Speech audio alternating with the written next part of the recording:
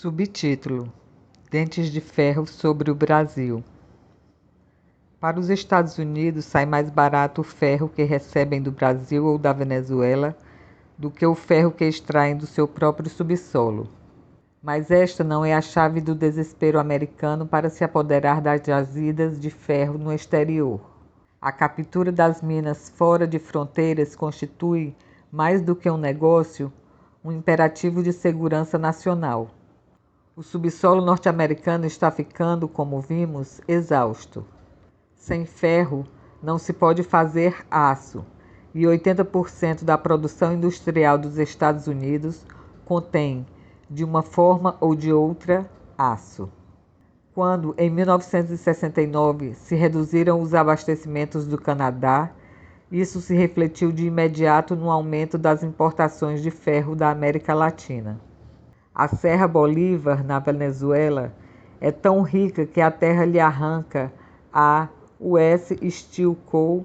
é descarregada diretamente nos porões dos navios rumo aos Estados Unidos e já exibe seus flancos as profundas feridas que lhe vão infligindo os bulldozers.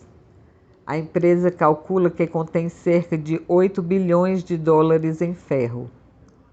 Em um só ano, em 1960, a US Steel e a Bethlehem Steel repartiram lucros de mais de 30% de seus capitais investidos no ferro da Venezuela, e o volume dos lucros foi igual à soma de todos os impostos pagos ao Estado venezuelano nos 10 anos transcorridos desde 1950.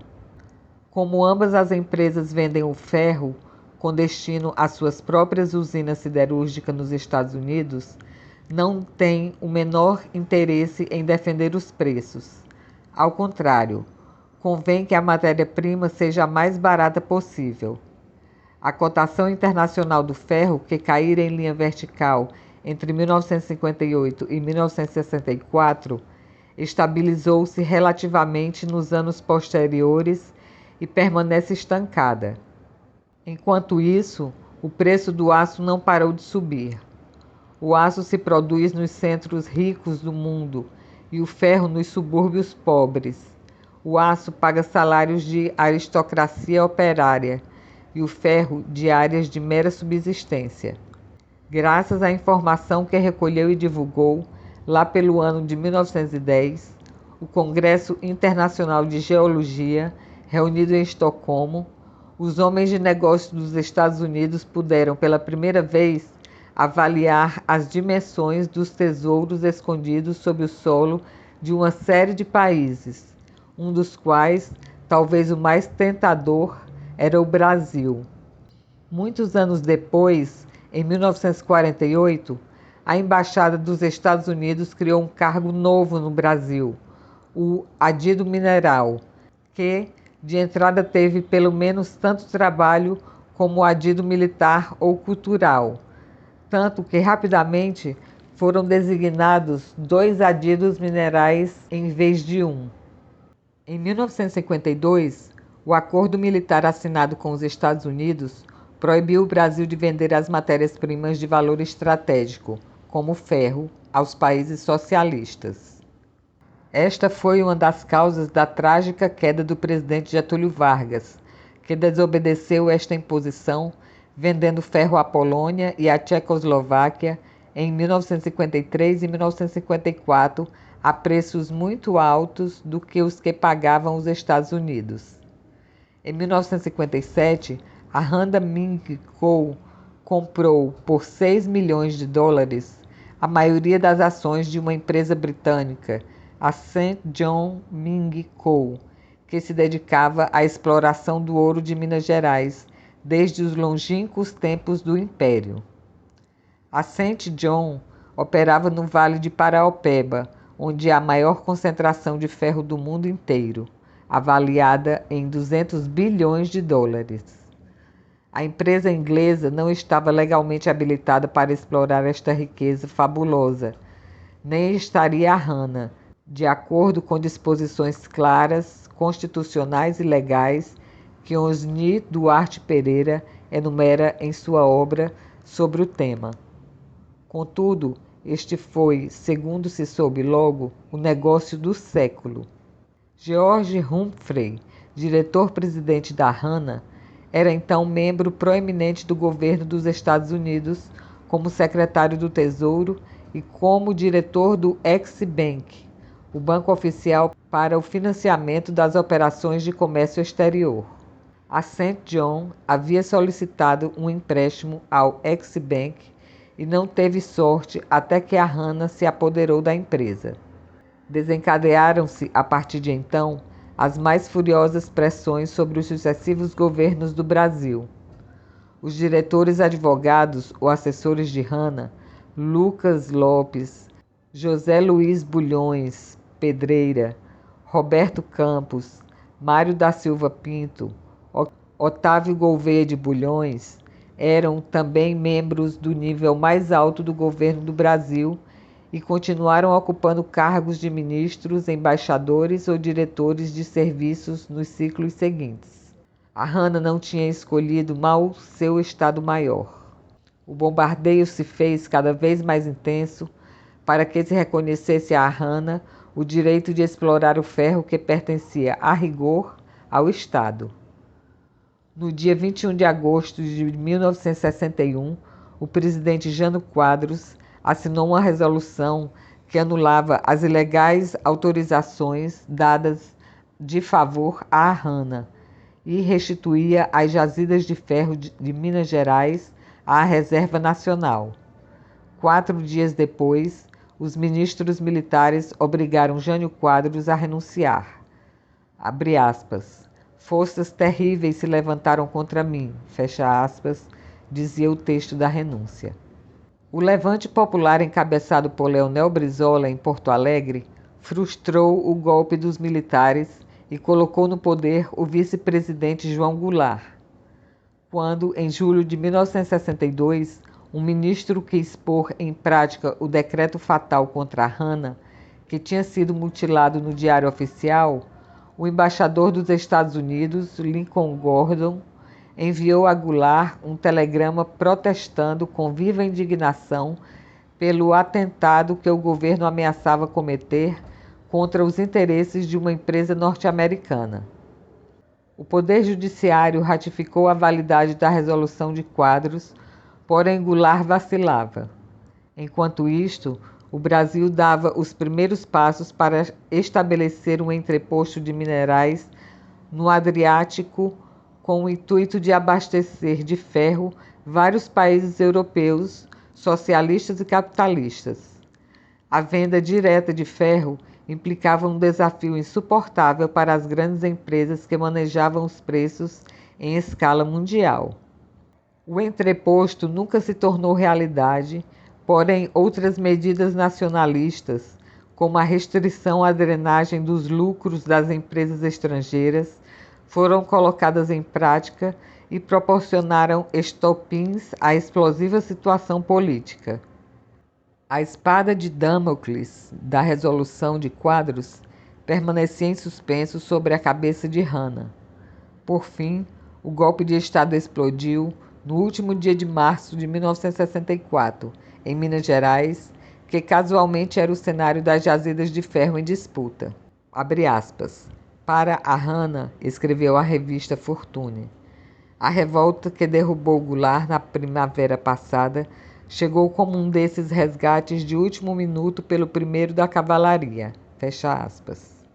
Homens da RANA passaram a ocupar a vice-presidência do Brasil e 3 dos ministérios. No mesmo dia da insurreição militar, o Washington Star publicou um editorial profético, abre aspas. Eis aqui uma situação, anunciara, na qual um bom e eficiente golpe de Estado, no velho estilo dos líderes militares conservadores, bem pode servir aos melhores interesses de todas as Américas. Fecha aspas. Goulart ainda não tinha renunciado, nem abandonara o país, quando Lyndon Johnson não pôde conter-se e enviou seu célebre telegrama de bons votos ao presidente do Congresso Brasileiro, que assumira provisoriamente a presidência do país. Abre aspas. O povo norte-americano observou com ansiedade as dificuldades políticas e econômicas pelas quais atravessou a sua grande nação e admirou a resoluta vontade da comunidade brasileira para solucionar essas dificuldades dentro de um quadro de democracia constitucional e sem a luta civil. Fecha aspas.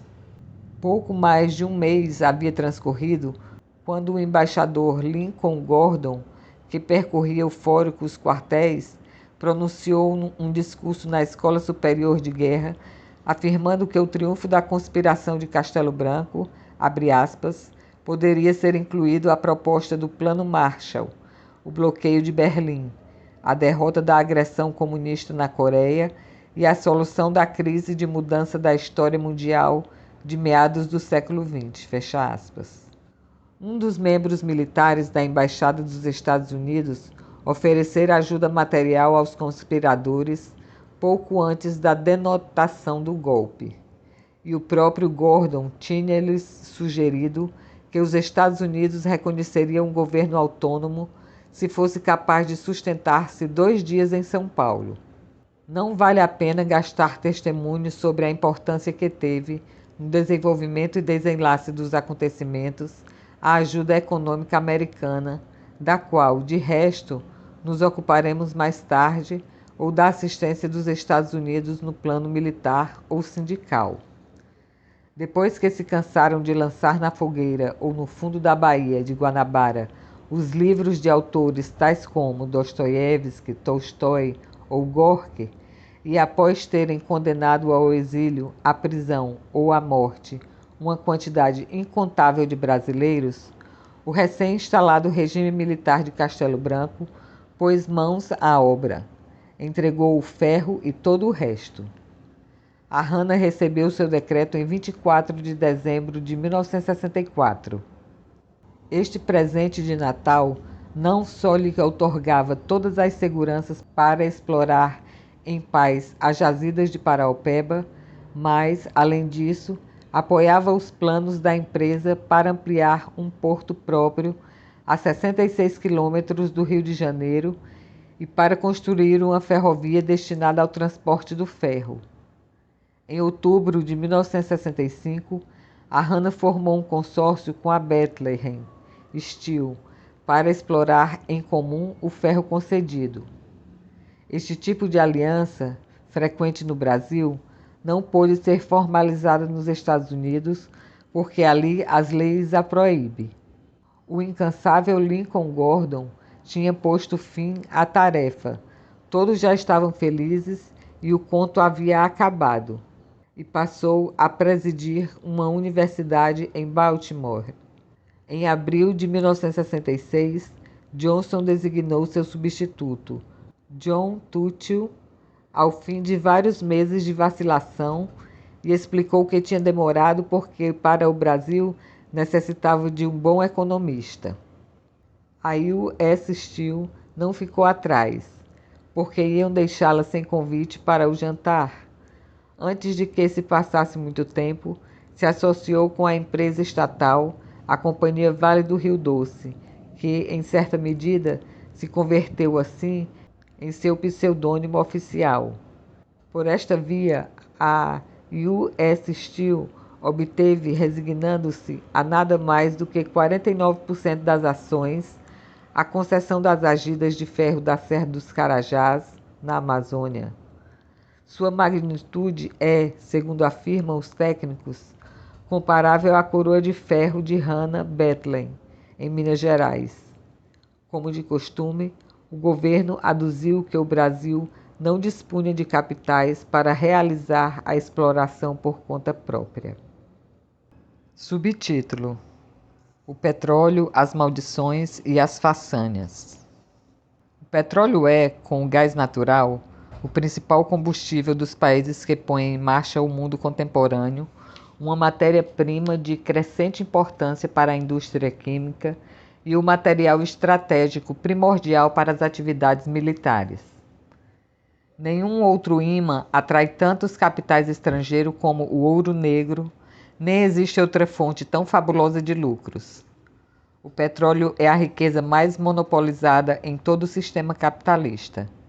Não há empresários que desfrutem do poder político que exercem, em escala universal, as grandes corporações petrolíferas. A Standard Oil e a Shell levantaram e destroem reis e presidentes, financiam conspirações palacianas e golpes de Estado, dispõem de inúmeros generais, ministros e James Bonds em todas as comarcas e em todos os idiomas, decidem o curso da guerra e da paz.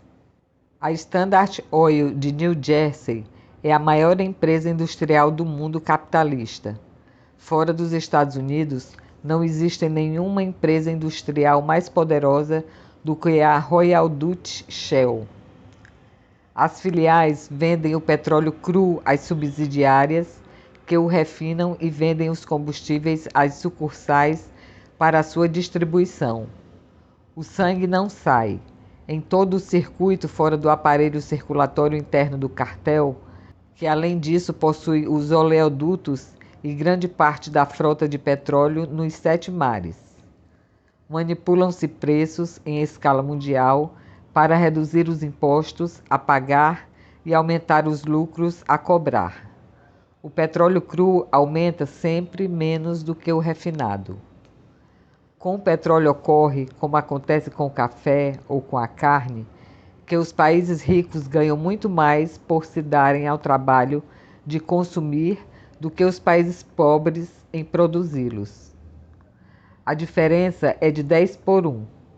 Dos $11 que custam os derivados de um barril de petróleo, os países exportadores da matéria-prima mais importante do mundo recebem apenas $1, resultado da soma de impostos e custos de extração, enquanto os países da área desenvolvida, onde tem sua sede as casas matrizes das corporações petrolíferas, ficam com $10, resultado da soma de seus próprios impostos e taxas, 8 vezes maiores do que os impostos dos países produtores e dos custos e dos lucros de transporte, refino, processamento e distribuição que as grandes empresas monopolizam. O petróleo oriundo dos Estados Unidos desfruta de um preço alto, e são relativamente altos os salários dos operários do petróleo norte-americano. Porém, a cotação do óleo da Venezuela e do Oriente Médio vem caindo desde 1957 e durante toda a década de 1960. Cada barril de petróleo venezuelano, por exemplo, valia, em média, $2,65 em 1957. E enquanto escrevo este capítulo, o preço é de $1,85. O governo de Rafael Caldeira anuncia que fixará unilateralmente um preço muito maior, porém o novo preço só retornará a níveis superiores ao de 1957 muito mais tarde. Os Estados Unidos são, ao mesmo tempo, os principais produtores e os principais importadores de petróleo no mundo. Na época em que a maior parte do petróleo bruto se vendia às corporações, provinha do subsolo norte-americano, o preço se mantinha alto. Durante a Segunda Guerra Mundial, os Estados Unidos se converteram em importadores e o cartel começou a aplicar uma nova política de preços. A cotação baixou sistematicamente. Curiosa inversão das leis de mercado, o preço do petróleo cai, embora a demanda mundial não deixe de aumentar, à medida que se multiplicam as fábricas, os automóveis e as usinas geradoras de energia. E outro paradoxo: embora o preço do petróleo baixe, sobe em todos os lugares o preço dos combustíveis que os consumidores pagam. Há uma desproporção descomunal entre os preços do bruto e dos derivados. Toda esta cadeia de absurdos é perfeitamente racional. Não é necessário recorrer às forças sobrenaturais para encontrar uma explicação, porque o negócio do petróleo no mundo capitalista está, como vimos, em mãos de um cartel todo-poderoso. O cartel nasceu em 1928, num castelo do norte da Escócia, rodeado pela bruma, quando a Standard Oil de New Jersey a Shell e a Anglo-Iranian, hoje chamada de British Petroleum, puseram-se de acordo para dividirem o planeta. A Standard de Nova York e da Califórnia, a Gulf e a Texaco incorporaram-se posteriormente ao núcleo dirigente do cartel. A Standard Oil, fundada por Rockefeller em 1870, tinha se partido em 35 diferentes empresas em 1911, pela aplicação da Lei Sherman contra os trusts. A irmã maior da numerosa família Standard é, em nossos dias, a empresa de New Jersey. Suas vendas de petróleo, somadas às vendas da Standard de Nova York e da Califórnia, abarcam a metade das vendas totais do cartel em nossos dias. As empresas petrolíferas do grupo Rockefeller são de tal magnitude que somam nada menos que a terça parte total dos lucros que as empresas norte-americanas de todos os tipos, em seu conjunto, arrancam do mundo inteiro. A Jersey, típica corporação multinacional, obtém seus maiores ganhos fora das fronteiras. A América Latina presenteia-lhe mais lucros do que os Estados Unidos e Canadá somados. Ao sul do Rio Bravo, sua taxa de lucros é 4 vezes mais alta. As filiais da Venezuela produziram, em 1957, mais da metade dos lucros colhidos pela Standard Oil e de New Jersey em todos os lugares. Nesse mesmo ano, as filiais venezuelanas proporcionaram à Shell a metade de seus lucros no mundo inteiro. Essas corporações multinacionais não pertencem às múltiplas nações onde operam. São multinacionais simplesmente na medida em que, dos 4 pontos cardeais, arrastam grandes rios de petróleo e dólares para os centros de poder do sistema capitalista. Não precisam exportar capitais, certamente, para financiar a expansão de seus negócios. Os ganhos usurpados aos países pobres não só derivam em linha reta para as poucas cidades onde moram seus maiores cortadores de cupons, mas, além disso, são reinvestidos parcialmente para robustecer e estender a rede internacional de operações. A estrutura do cartel implica o domínio de numerosos países e a penetração em seus numerosos governos. O petróleo encharca presidente e ditadores e acentua as deformações estruturais das sociedades que põem a seu serviço.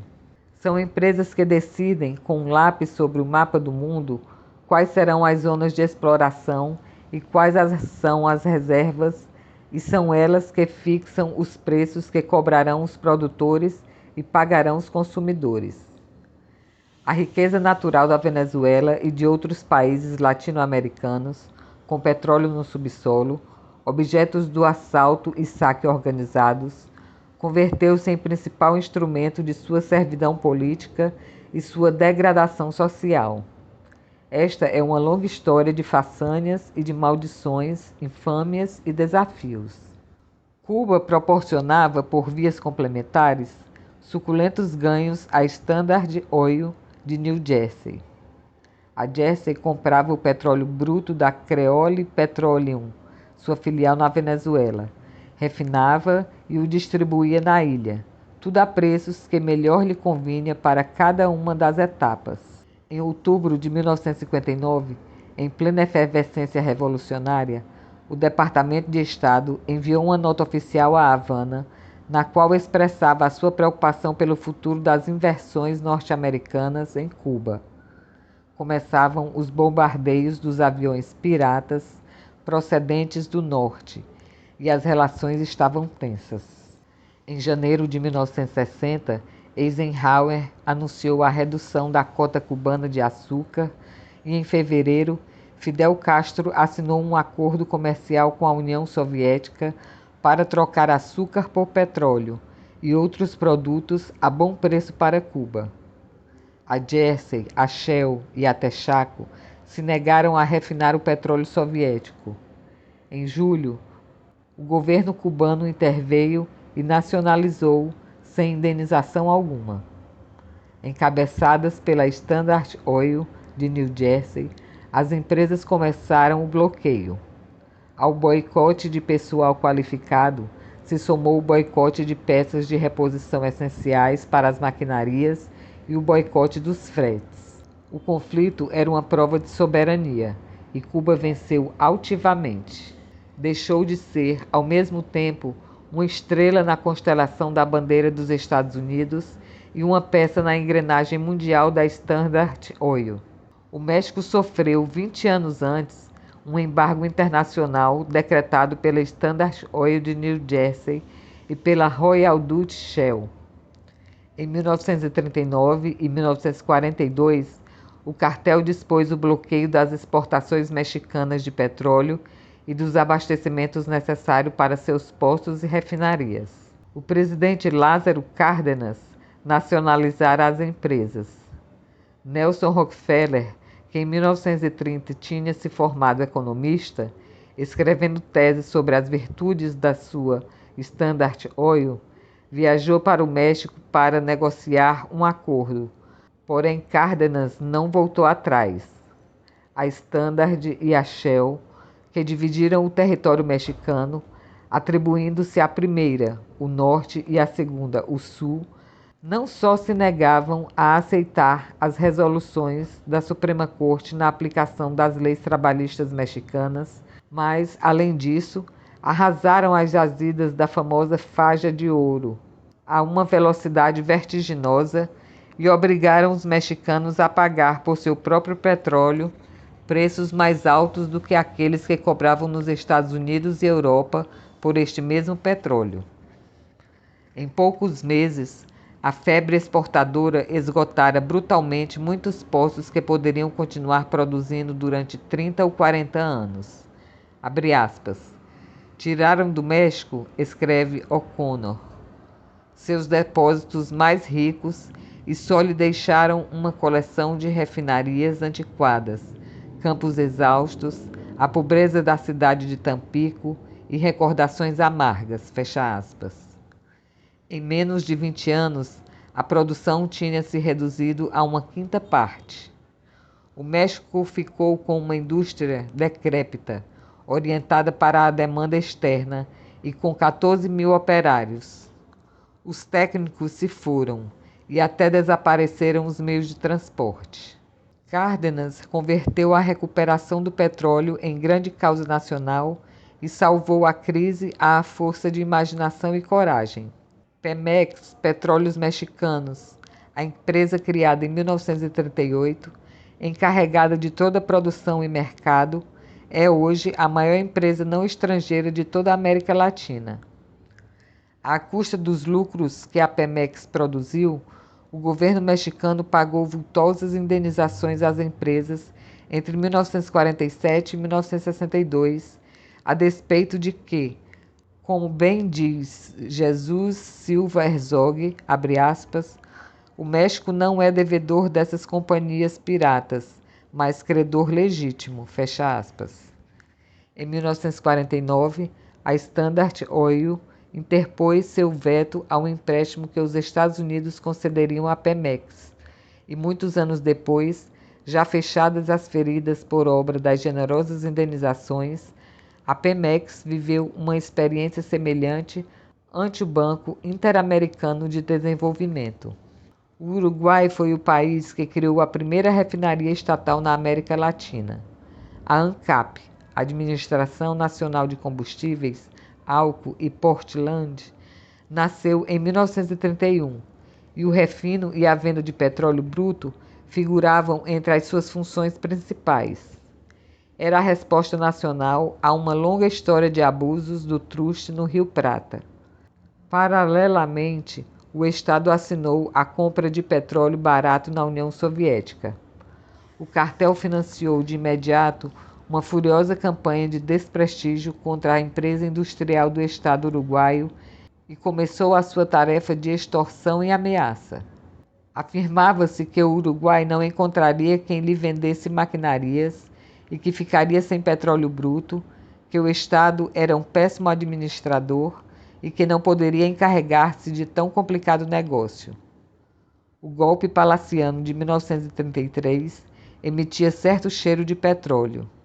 A ditadura de Gabriel Terra anulou o direito da ANCAP de monopolizar a importação de combustíveis e, em janeiro de 1938, assinou convênios secretos com o cartel, ominosos acordos que foram ignorados pelo público até um quarto de século depois e que ainda estão em vigência.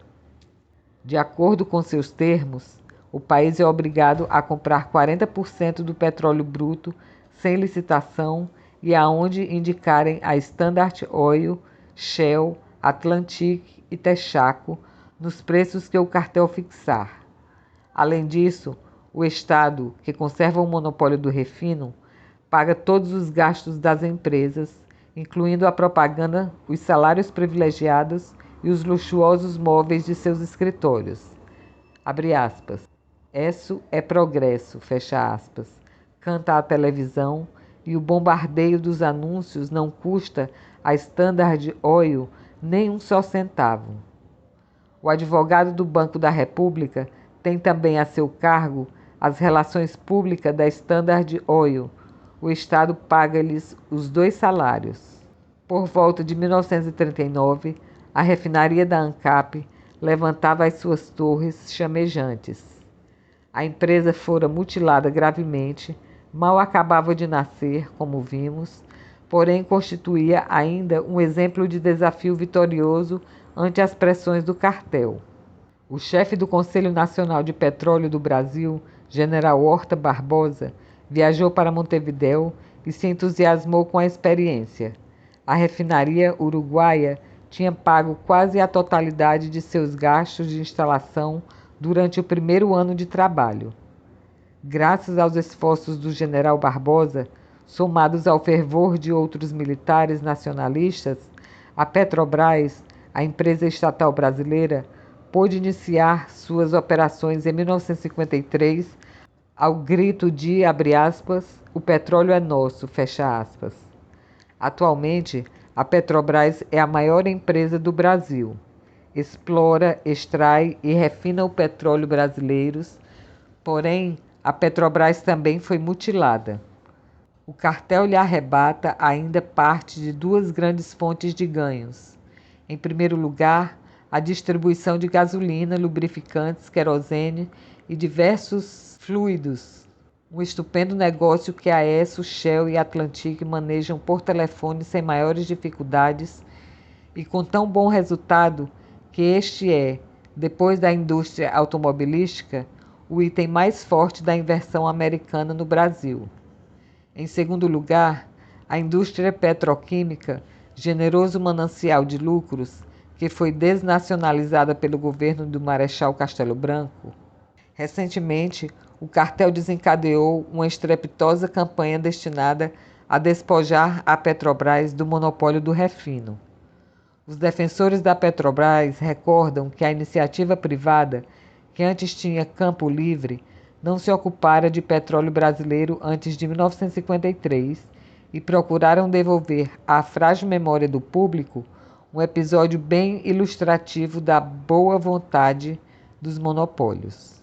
Em novembro de 1960, de fato a Petrobras encomendou 2 técnicos brasileiros uma revisão geral das jazidas sedimentares do país. Como resultado de seus informes, o pequeno estado nordestino de Sergipe passou à vanguarda na produção de petróleo. Pouco antes, em agosto, o técnico norte-americano Walter Link, que fora o principal geólogo da Standard Oil de New Jersey, recebera do Estado brasileiro $500 mil por uma montanha de mapas e um extenso informe que taxava de inexpressiva a espessura sedimentar de Sergipe. Até então fora considerada de grau B e Link a rebaixou para grau C. Depois se soube que era de grau A. Segundo O'Connor, Link tinha trabalhado todo o tempo como agente da Standard e, de antemão, resolvido a não encontrar petróleo para que o Brasil continuasse dependendo das importações da filial de Rockefeller na Venezuela. Também na Argentina, as empresas estrangeiras e seus múltiplos ecos nativos sustentam sempre que o subsolo contém escasso petróleo, ainda que as investigações dos técnicos da YPF e Yacimientos Petrolíferos Fiscais tenham indicado com toda certeza que em cerca da metade do território nacional exista petróleo e que também há petróleo abundante na vasta plataforma submarina da costa atlântica. Cada vez que está em voga falar da pobreza no subsolo argentino, o governo firma uma nova concessão em benefício de algum dos membros do cartel. A empresa estatal YPF tem sido vítima de uma contínua e sistemática sabotagem, desde que suas origens até essa data. A Argentina foi, não faz muitos anos, um dos últimos cenários históricos da luta interimperialista entre Inglaterra, no desespero ocaso, e os ascendentes Estados Unidos. Os acordos do cartel não impediram a Shell e a Standard disputarem o petróleo deste país por meio, às vezes violentos. Há uma série de eloquentes coincidências nos golpes de Estado que se sucederam ao longo dos últimos 40 anos.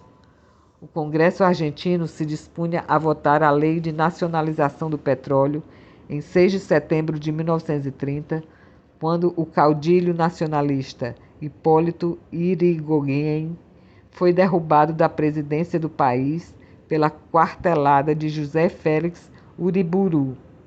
O governo de Ramon Castillo caiu em junho de 1943, quando resistia a assinar um convênio que promovia a extração de petróleo por capitais norte-americanos. Em setembro de 1955, Juan Domingos Perón marchou para o exílio quando o Congresso estava para aprovar a concessão à California Oil Co. Arturo Frondizi desencadeou várias e agudas crises militares nas três armas ao anunciar o chamado de licitação que oferecia todo o subsolo do país às empresas interessadas em extrair petróleo. Em agosto de 1959, a licitação foi declarada extinta. Ressuscitou em seguida e, em outubro de 1960, ficou sem efeito. Frondizi realizou várias concessões em benefício das empresas norte-americanas do cartel e os interesses britânicos, decisivos na marinha e no setor cobrado do exército, não foram alheios à sua queda em março de 1962. Arturo Illia anulou as concessões e foi derrubado em 1966. No ano seguinte, Juan Carlos Onganía promulgou a Lei dos Hidrocarbonetos, favorecendo os interesses norte-americanos. O petróleo não provocou somente golpes de estados na América Latina. Também desencadeou uma guerra, a do Chaco, 1932-1935, entre os dois povos mais pobres da América do Sul, abre aspas, Guerra dos Soldados Nus, fecha aspas, chamou René Zavaleta, a feroz matança recíproca entre a Bolívia e o Paraguai. Em maio de 1934, o senador por Louisiana, Huey Long, sacudiu os Estados Unidos com um violento discurso no qual denunciava que a Standard Oil de New Jersey provocara o conflito e que financiava por seu intermédio o exército boliviano para se apoderar do Chaco paraguaio, necessário para estender um oleoduto da Bolívia até o Rio e, além disso, presumivelmente rico em petróleo. Abre aspas. Estes criminosos foram lá e alugaram seus assassinos, fecha aspas, afirmou. Os paraguaios marchavam para o matadouro, por sua vez empurrados pela Shell. À medida que avançavam para o norte, os soldados descobriam perfurações da Standard no cenário da discórdia. Era uma disputa entre duas empresas inimigas e ao mesmo tempo sócias dentro do cartel. Porém, não eram elas que derramavam o sangue. Finalmente, o Paraguai ganhou a guerra, porém perdeu a paz. Sprulli Braden notório personagem da Standard Oil, presidiu a comissão de negociações que preservou para a Bolívia e para Rockefeller vários milhares de quilômetros quadrados que os paraguaios reivindicavam. Próximos ao último território daquelas batalhas estão os poços de petróleo e as vastas jazidas de gás natural que a Gulf Oil Co., a empresa da família Mellon, perdeu na Bolívia em outubro de 1969. Abre aspas. Acabou para os bolivianos o tempo do desprezo, fecha aspas, clamou o general Alfredo Ovando ao anunciar da sacada do palácio queimado a nacionalização. 15 dias antes, quando ainda não havia tomado o poder, Ovando jurou que nacionalizaria a Gulf ante um grupo de intelectuais nacionalistas, tinha redigido o decreto, assinado e guardado, sem data, no envelope.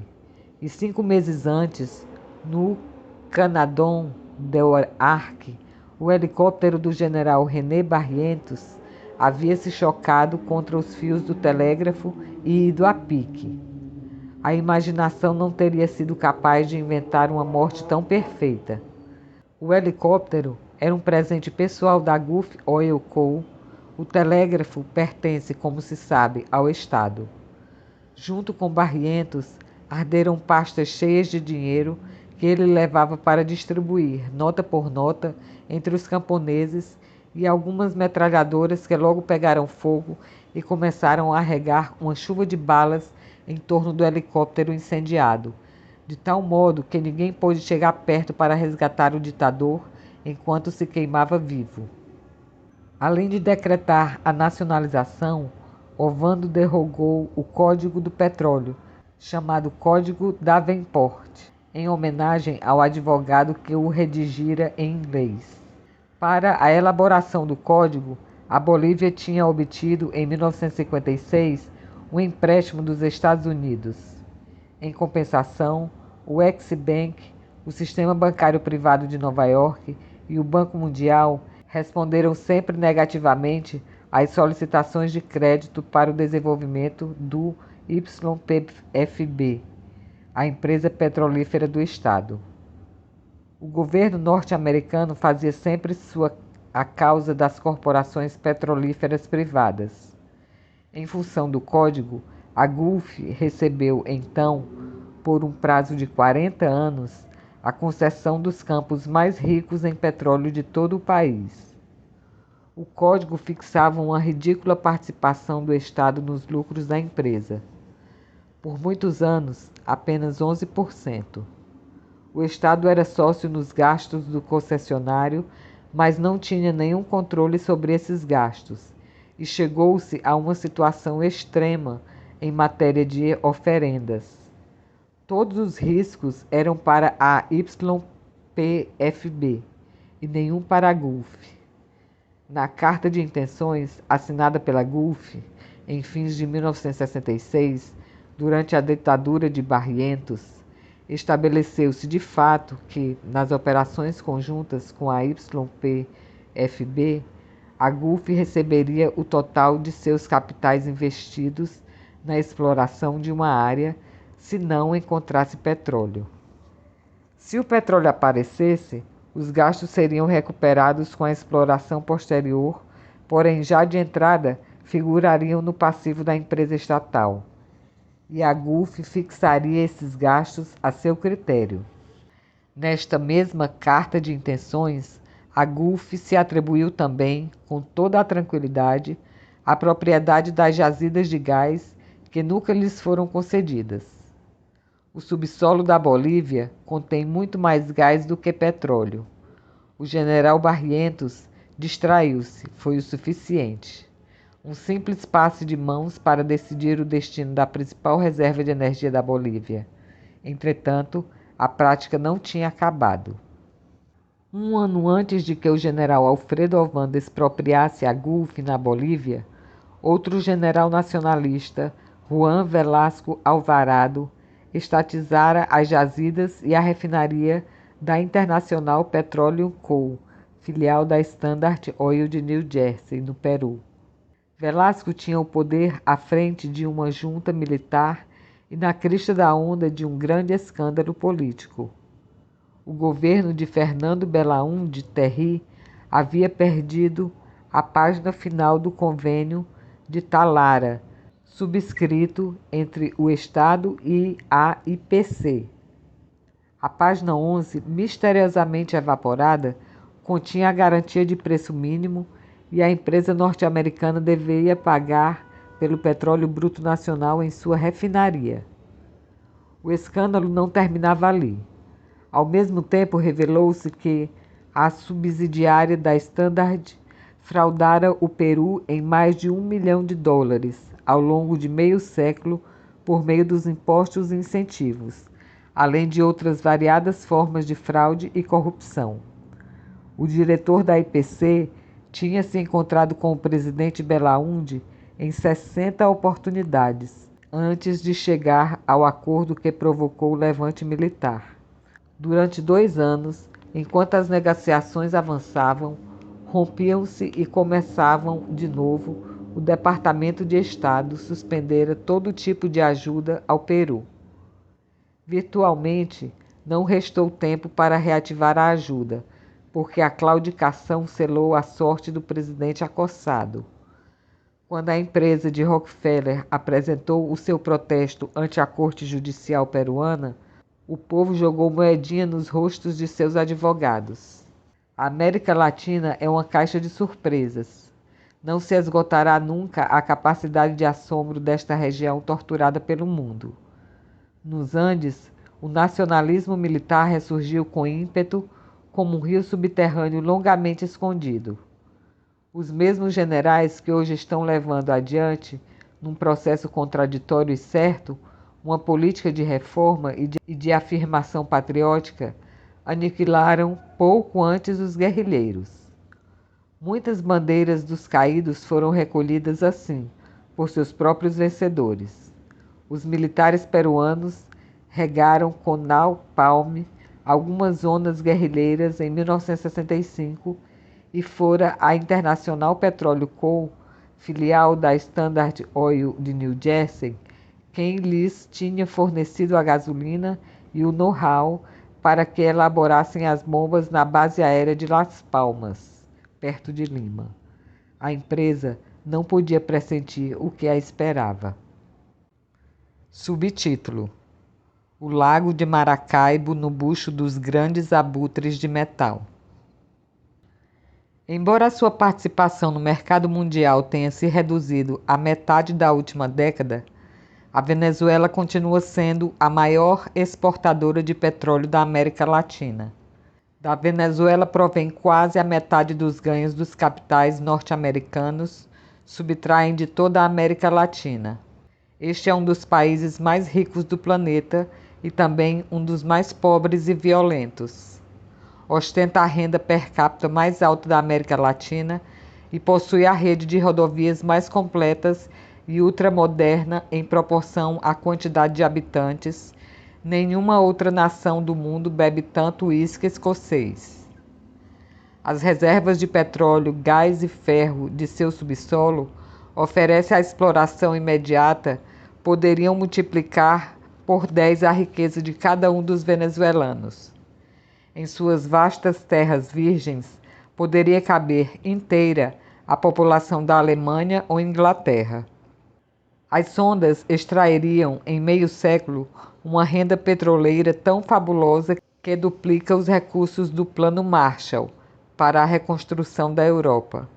Desde que o primeiro poço de petróleo arrebentou em torrentes, a população se multiplicou por 3 e o orçamento nacional por 100. Mas a maioria da população, que disputa as sobras de uma minoria faustosa, continua tão pobre como na época em que o país dependia do cacau e do café. Caracas, a capital, cresceu 7 vezes em 30 anos. A cidade patriarcal de frescos pátios, praça maior e catedral silenciosa se eriçou de arranha-céus na mesma medida em que surgiram as torres de petróleo no lago de Maracaibo. Agora é um pesadelo de ar-condicionado supersônica e estrepitosa, um centro de cultura do petróleo que bem poderia figurar como genuína capital do estado do Texas. Caracas mastiga chiclete e ama os produtos sintéticos e os alimentos enlatados. Não caminha nunca, só se mobiliza em automóvel e envenenou com os gases dos motores o limpo ar do vale. Caracas custa a dormir porque não pode apagar a ansiedade de gastar, comprar, consumir, obter, usar, apoderar-se de tudo. Nas ladeiras dos morros, mais de 500 mil de desvalidos contempla, de suas choças armadas de lixo, o desperdício alheio. Relampagueiam as centenas de milhares de automóveis último modelo pelas avenidas da cidade dourada. Na civilização do consumo, nem todos consomem tudo. E a metade das crianças e dos jovens da Venezuela ficam, segundo os censos, fora das salas de aula.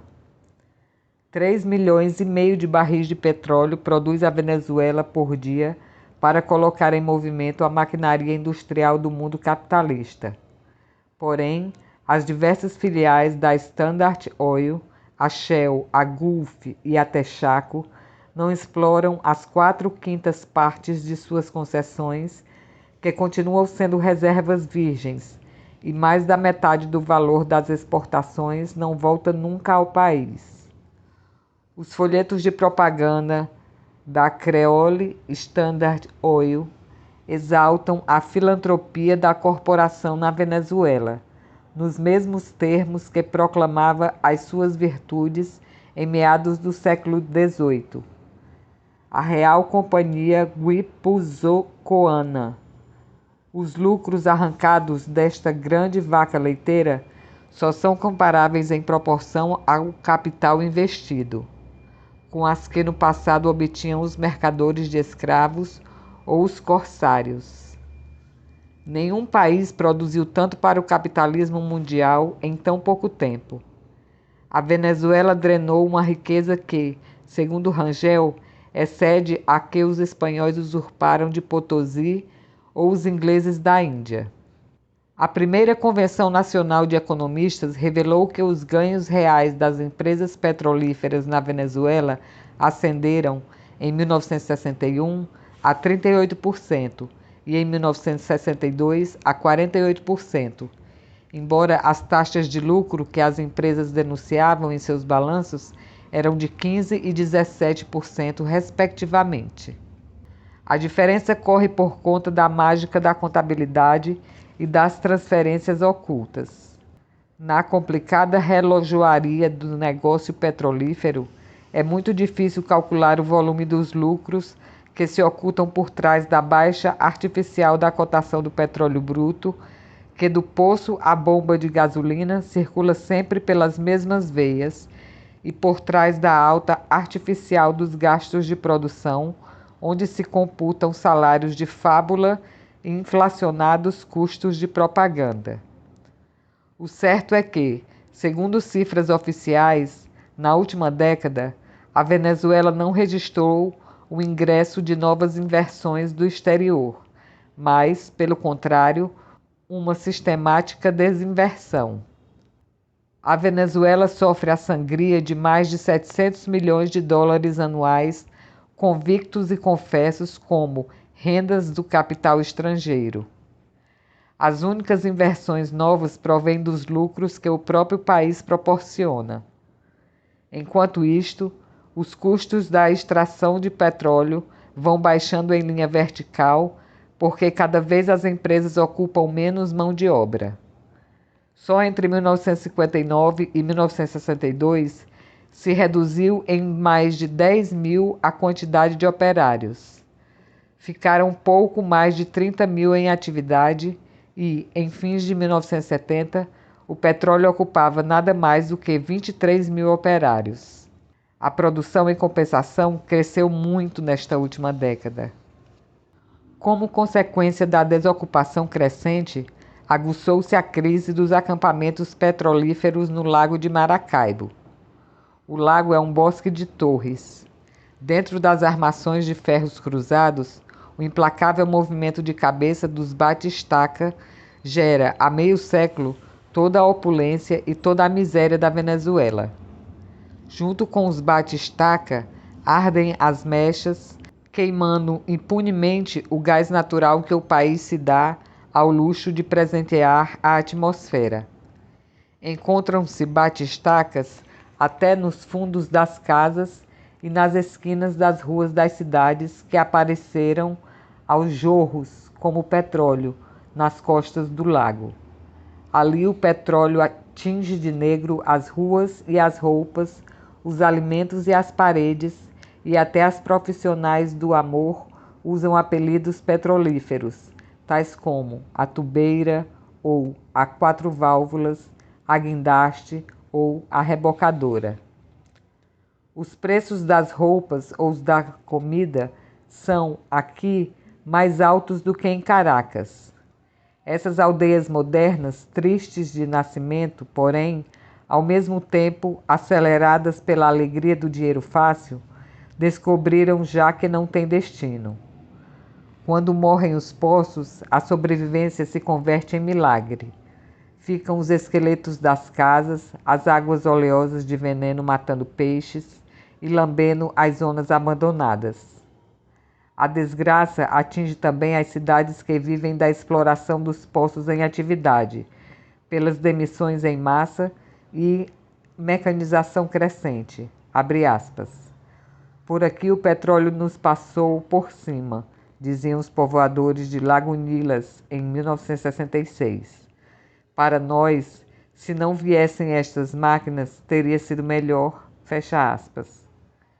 Cabimas, que durante meio século foi a maior fonte de petróleo da Venezuela e que tanta prosperidade deu a Caracas e às empresas, não tem nem sequer vasos sanitários. Conta apenas com uma ou duas avenidas asfaltadas. A euforia corria solta muitos anos atrás. Por volta de 1917, o petróleo já coexistia na Venezuela com os latifúndios tradicionais, os imensos campos despovoados e de terras ociosas, onde os fazendeiros vigiavam o rendimento de sua força de trabalho, açoitando os peões e enterrando-os vivos até a cintura. Em fins de 1922, estourou o poço de La Rosa, que jorrava 100.000 barris por dia, e se desatou a borrasca do petróleo. Surgiram as sondas e os guindastes no lago de Maracaibo, subitamente invadido pelos aparatos estranhos e os homens com capacetes de cortiça. Os camponeses afluíam e se instalavam sobre os solos ferventes, entre tábuas e latas de óleo, para oferecer seus braços ao petróleo. Os sotaques de Oklahoma e Texas ressoavam pela primeira vez nas planícies e na selva, até nas mais escondidas comarcas.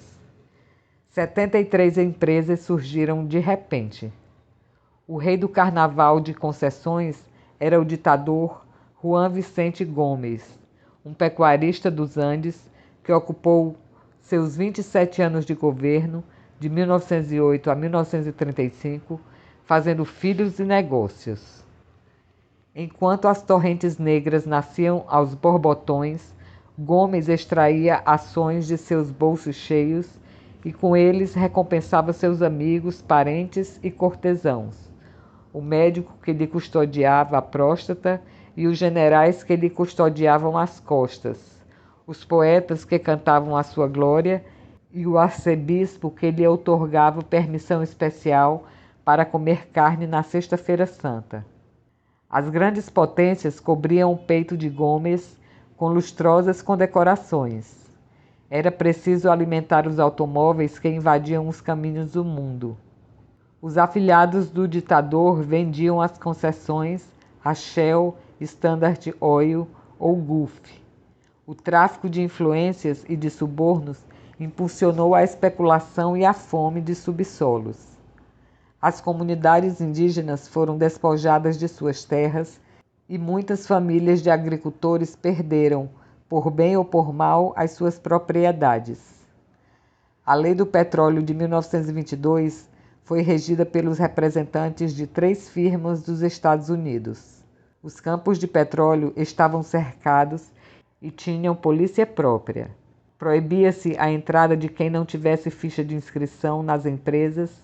Estava vedado até o trânsito pelas estradas que conduziam o petróleo aos portos. Quando Gomes morreu, em 1935, os operários petroleiros cortaram as cercas de arame farpado que rodeavam os acampamentos e se declararam em greve. Os anos seguintes foram explosivos, perigosos. Em 1948, com a queda do governo de Rômulo Gallegos, fechou-se o ciclo reformista inaugurado 3 anos antes e os militares vitoriosos rapidamente reduziram a participação do Estado sobre o petróleo extraído pelas filiais do cartel. A baixa de impostos se traduziu, em 1954, em mais de 300 milhões de dólares de lucros adicionais para a Standard Oil. Em 1953, um homem de negócios dos Estados Unidos declarou em Caracas, abre aspas, aqui as pessoas têm a liberdade de fazer com o dinheiro o que quiserem. Para mim, esta liberdade vale mais do que todas as liberdades políticas civis juntas. Fecha aspas. Quando o ditador Marcos Pérez Jiménez foi derrubado em 1958, a Venezuela era um vasto poço petrolífero rodeado de cárceres e câmaras de torturas que importava tudo dos Estados Unidos: os automóveis e as geladeiras, o leite condensado, os ovos, os alfaces, as leis e os decretos. A maior das empresas de Rockefeller, a Creole, declarou em 1957 lucros que chegavam quase à metade de suas inversões totais. A junta revolucionária do governo elevou o imposto de renda das maiores empresas de 25% a 45%. Em represália, o cartel dispôs a imediata queda do preço do petróleo venezuelano e começou, então, a despedir em massa os operários. O preço caiu tanto que, apesar do aumento dos impostos e do maior volume de petróleo exportado, em 1958 o Estado arrecadou 60 milhões de dólares menos do que no ano anterior. Os governos seguintes não nacionalizaram a indústria petrolífera, tampouco outorgaram, em 1970, novas concessões às empresas estrangeiras para a extração do ouro negro. Enquanto isso, o cartel acelerou a produção de suas jazidas do Oriente Médio e Canadá. Na Venezuela, cessou virtualmente a prospecção de novos poços e a exportação está paralisada. A política de negar novas concessões perdeu sentido na medida em que a Corporação Venezuelana do Petróleo, o organismo estatal, não assumiu a responsabilidade vacante. A corporação se limitou, em compensação, a perfurar alguns poucos poços aqui e ali, confirmando que a sua função não é outra senão a que lhe havia adjudicado o presidente Rômulo Betancourt. Abre aspas. Não alcançar uma dimensão de grande empresa, mas servir de intermediário para as negociações da nova fórmula de concessões, fecha aspas. A nova fórmula não se pôs em prática, embora tenha sido anunciada várias vezes. Em 1970, sob o governo democrata de Rafael Caldeira, assegurou-se que estavam muito adiantadas as gestões para a assinatura de contratos de serviço, pelos quais as empresas explorariam e bombeariam 1/4 milhão de hectares em sociedade com o Estado. Outra forma do imperialismo mascarado, o sistema das empresas mistas, tinha se aplicado anteriormente para entregar, em grande medida, a indústria petroquímica, a borracha sintética, o polietileno, o amoníaco, a ureia, a Union Carbide e a uma subsidiária da Standard Oil. Enquanto isto, o forte impulso industrializador, que ganhara corpo e força desde há 2 décadas, já mostra visíveis sintomas de esgotamento e vive uma impotência muito conhecida na América Latina. O mercado interno, limitado pela pobreza das maiorias populares, não é capaz de sustentar o desenvolvimento manufatureiro, além de certos limites. Por outro lado, a reforma agrária, inaugurada no governo da Ação Democrática, ficou a menos da metade do caminho que se propunha a percorrer nas promessas de seus criadores. Salvador Garmendia, o romancista que reinventou o inferno pré-fabricado de toda esta cultura de conquista, a cultura do petróleo, me escrevia uma carta em meados de 1969. Abre aspas. Você já viu um batistaca, o aparelho que extrai o petróleo bruto? Tem a forma de um grande pássaro cuja cabeça pontiaguda sobe e desce pesadamente, dia e noite, sem parar um segundo.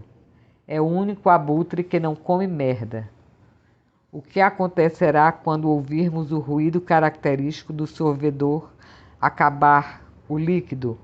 A abertura grotesca já começa a ser ouvida no Lago de Maracaibo, onde da noite para o dia surgiram fabulosos povoados com cinemas, supermercados, dancings, formigueiros de putas e jogos em que o dinheiro não tem valor.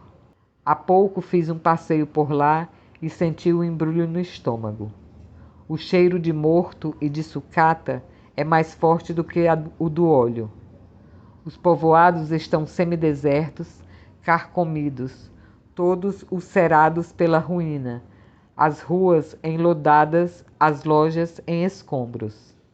Uma antiga prancha das empresas se submerge todo o dia, armada com serras, para cortar pedaços de tubos abandonados e vendê-los como ferro velho. O povo começa a falar das companhias como quem evoca uma fábula dourada. Vive-se de um passado mítico e funambulesco, de fortunas perdidas num golpe de dados e bebedeiras de 7 dias. Entretanto, os batistacas continuam cabeceando e a chuva de dólares cai em Miraflores, Palácio do Governo, para se transformar em autopistas e demais monstros de cimento armado. 70% do país vive marginalizado de tudo. Nas cidades prospera uma atoleimada classe média com altos salários que se entope de objetos inúteis, vive aturdida pela publicidade e professa a imbecilidade e o mau gosto de forma gritante. Há pouco, o governo anunciou com grande estrépito que havia exterminado o analfabetismo. Resultado: na passada festa eleitoral, o censo de inscritos lançou 1 milhão de analfabetos entre os 18 e os 50 anos de idade. Fecha aspas.